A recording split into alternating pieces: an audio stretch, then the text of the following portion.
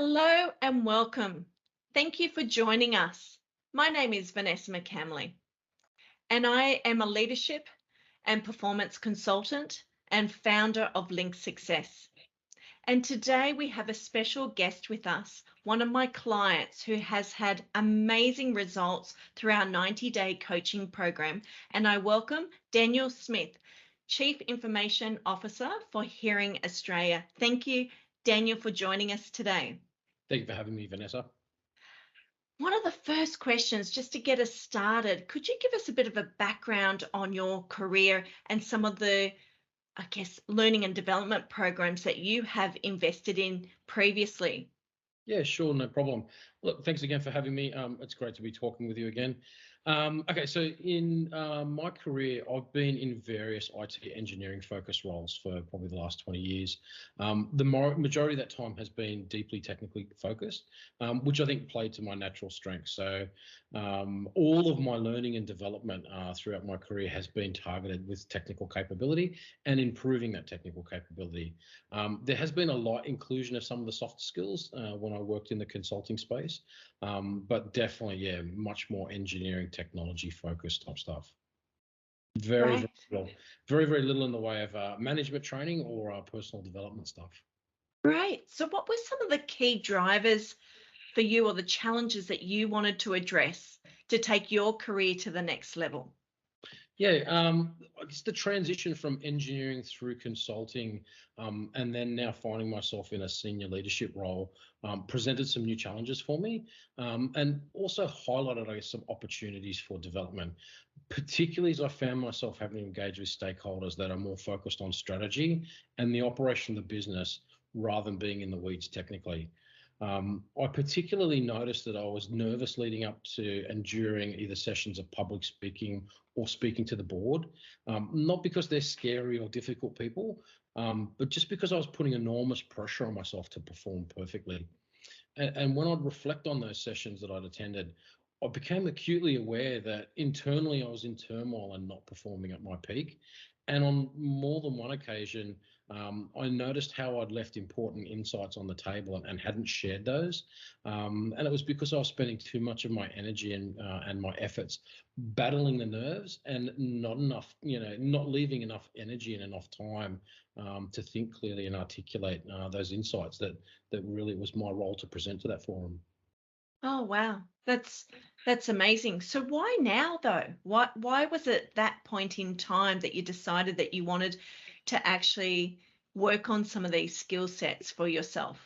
Yeah, it started with a program that you were running more widely at Hearing, and in joining that program, I actually plucked up the courage to share with, I guess, the wider community that I was struggling and I was noticing these problems, particularly with leaving insights on the table. So as I hoped to progress in my career and as I was progressing, things like public speaking opportunities and things like presenting to senior leadership committees, those opportunities were coming along more and more frequently. And so, yeah, now was the time for me to realize that there was actually tools and models and programs out there that could really help me develop, beyond the technical and beyond what I'd done for the majority of my career to this point. Excellent. So when you did the coaching program, can you just share what did it entail for you? What does it look like? Yeah, so I guess it all started with that first discussion, and I'm sure you remember it well, Vanessa. We've discussed it a few times, but it started with that discussion about how come is it that I can comfortably, perform at my peak with colleagues or over lunch, but the moment I'm in the spotlight, it all kind of feels like it falls apart. Interestingly enough, some of my peer feedback was that it didn't appear as though I was falling apart. They thought I was doing quite a good job at it, but internally, that turmoil. And so the difference in peak performance when I was in a relaxed state versus in a threat state was quite obvious. So, you and I had that discussion about what do I need to do to be able to play my best game under pressure, or play my best game and not feel the pressure. And so that was quite an insightful question that really, I guess, opened up the dialogue between us, about starting that coaching program. So we started with a few specific goals, and then we gradually built towards those during the 90-day coaching program. I really liked how we broke those goals down into brain-friendly and bite-sized chunks to help me work through those. And the 6 check-ins, or the 6 book check-ins, I will say that there was probably a lot of touch points in between, just for you and I to connect on. We ran through that coaching program of goal setting and then working towards those goals. And I think in particular you did a good job of keeping me honest and keeping me accountable for doing the homework. You certainly managed the expectations around, don't expect, it's a 90-day program for a reason. The results come over time, and so we work through those with those regular check-ins and then those touch points as well, just to work towards that end state. Excellent. And how did you experience working with me, considering that you had never done soft skills training or investing in yourself in the past? How did you experience working with this type of program and using neuroscience of leadership as the core? Yeah, so I think I freely admitted that, I wasn't a true believer in it. It's something I hadn't experienced before. As again, being a technical person, I like the evidence. I like the and I think that you've shared with me some of the other clientele that's a fairly common belief. So just knowing that there is actually a whole field dedicated to this. It's not all sort of feel your own way. The ability to invest in myself, to develop myself, and the fact there are tools and models and capability out there that I can call on to learn and experience some personal growth, because it's not a track, or it's not a field that I'd really considered before. And so I quite enjoyed the fact that there are go-to models, and a lot of the explanations that you give a really technical person like me, good and new avenues to understand those types of concepts, particularly neuroplasticity. It was not something I'd considered before, and not something that I was immediately drawn to, but the 90-day program helped me understand that. Excellent. So, in regards to the key outcomes that you achieved, can you share with the audience about what were some of those goals and what did you actually achieve in 90 days? Okay, so a key outcome, I might start at the end, at the very end. A key outcome, and definitely a surprise for me, was that not only a few months ago I was invited to present live on stage at a very large industry event in front of many of my peers and various other luminaries within the cybersecurity space. I was surprised that I got invited to do it, but I was also quite surprised and quite reassured with myself that I was able to do it. It wasn't completely without nerves, but it was certainly at a much manageable level. The entire approach and the methods that we set up in the program allowed me to really deal much more efficiently and much more effectively with that imposter demon, and to not feed it, which I keep in my mind and I keep working on. That's funny. You call it the imposter demon. I call it the imposter monster, but also known as the imposter syndrome. Yeah, correct. So don't feed the monster, or don't feed the demon, and get myself into that frame of mind to be able to perform at my peak. As I said, it's not completely without nerves, but it's certainly much more manageable.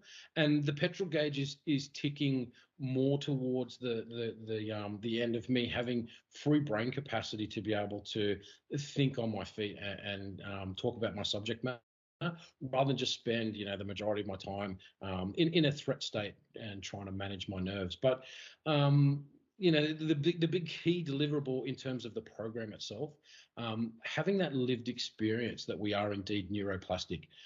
As I said earlier, I wasn't immediately, I don't think convinced is the right word, but I don't think I was immediately sure that it would be right for me. And the fact that, I have lived that we are neuroplastic, we can't completely get rid of old behaviors, but we can build and strengthen new behaviors to take their place. That, the particular goals that we set are important to me, and being able to do a better job at public speaking and do a better job presenting to stakeholders like the board and things like that are a fantastic deliverable. But I think the big deliverable, or the big outcome for me that was unexpected was, understanding neuroplasticity and being able to make other changes, not just the goals we set. I took some of the learnings and I took some of the behavioral change process and modified some behaviors in my own personal life that have really helped me. And so, I'm very, very thankful that I put the effort, I put the energy, and very thankful, of course, to yourself, Vanessa, for assisting me with that. Oh, it's been an absolute joy watching you grow from strength to strength. Could you actually just share with us what were some of those personal, without going into the detail of it, but just as an overview, what were some of the personal benefits and some of the other benefits that you learnt once you started to wire new behaviors? What were some of the other benefits that you experienced? Yeah, certainly self-care. So one of the things that came out of the program was taking brain breaks and looking after, I guess, the health of my brain and the health of my productivity to perform at my peak. And some of those discussions around taking brain breaks when you're at capacity and when you're full, you just do need to give your brain a rest. And whether it was going and hanging out the washing, or whether it was just sitting in the sunshine, or doing something disassociated from my role, those brain breaks started to become more important, and I started to become feeling less guilty about taking brain breaks. I was the sort of person that always worked through lunch and those sort of things, and so now I was taking brain breaks. I started to incorporate that with some exercise and some outdoor activity, and started to focus on a little bit of some self-care things, which pulled through other benefits that made me feel even better. So not only was I unfeeding and starving that imposter monster, but I was starting to feel much better in myself as well, and starting to get better care of myself, which then even contributed more greatly to my mental well-being. And from memory, correct me if I'm on the right page here, but I think it also led to more innovation and thinking about how else you can communicate with your senior stakeholders, executive board members in new and different ways. Can you sort of talk through that for us? Yeah, so with this additional, I guess, confidence and capacity that I now found, it started to open up avenues for me about how I communicated a lot of those technical things that I normally would have had reams and volumes of technology. So I started to build models that assisted me with describing, some of the detailed cybersecurity operations that we had. So I built an operating model, and I effectively built an operational plan for my team and for the area that I run. And so with the additional inspiration and with the additional recognition and ability to be able to deliver message, I started building that model to assist me with articulating exactly what it is that we do without having to revert back to my strengths, which is the technology, and speak in a way and speak in a manner that was better well received by people like the board, who are keenly focused on strategy and progress for the business, rather than the bits and the bytes underneath. So the preparation of that operating model and that plan for cybersecurity, was certainly a benefit, but also assisted me in understanding and helping to communicate, which then made it much easier for me to deliver at that level. Oh, wow. It's amazing. And you really have had an amazing journey. Like, to see you grow from where you started, and we started working on just a couple of things, and then we grew that, we achieved that, and we kept on building and building to get to where you were. And that presentation that you delivered for Gartner Symposium at C-level, executive level, what were some of the results from that actual conference that you were surprised to receive afterwards? Initially it was COVID, so my first couple of presentations were kind of warm-ups. I did them virtually, and then I got to do the one live on stage. I guess I wasn't quite thinking about what the flow-on effects will that be. I've done some media since then, so there was some media present, and they reached out to me post the event. I've also started to do a fair bit more of networking and speaking to other organisations that want a little bit more one-on-one discussion around my presentation. So as a result, I've been able to present that pack more customized and in more detail to a couple of boards, to other couple of CISOs, but yeah, a few other organizations, including one of our large health insurers as part Oh, of their wow. Cyber Week initiative. So to both their board team, but also, yeah, their wider all staff as well. So yeah, there's been some good flow-on effects from that, which have contributed to me developing good habits and continuing to develop good habits, and obviously the confidence as well to be able to have the confidence to get up and do that and speak to a much larger audience. It's amazing. I'm so proud of you. It's sort of like that domino effect. Once you started, opportunities started opening up for you.